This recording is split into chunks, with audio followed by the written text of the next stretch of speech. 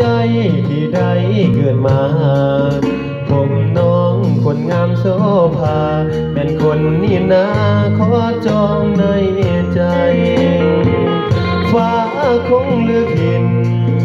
สองเฮาเกิดมาคู่กันให้เป็นของกันและกันคงขอสวรรค์เป็นผู้ส่ง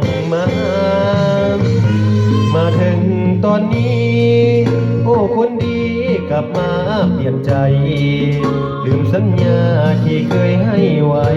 น้องมีคนใหม่เหตุได้ลงคอแทงรังหักงงสองมือถือมีดเอาไว้แล้วมาเสียบแทงหัวใจโทรหากู้ภัยส่งไอซียูหัวใจเป็นอัมพาตขอให้ขาดน้องบ่ได้หาหมอหักแสบแผลใจมันบ่เศร้าบ่หายจากเถื่อ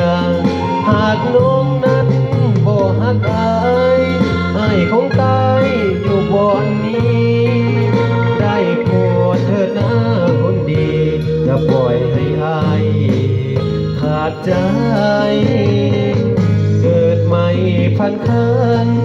จะให้รอไปถึงชาติหน้าจะหักน้องคนตาก็ต่อเวลาอย่าจากหายไปหากน้องคนนี้หากน้องคนเดียวบอกเคยหักใครสุขหัวของหัวใจบ่อยากเหลือไว้หากใครสั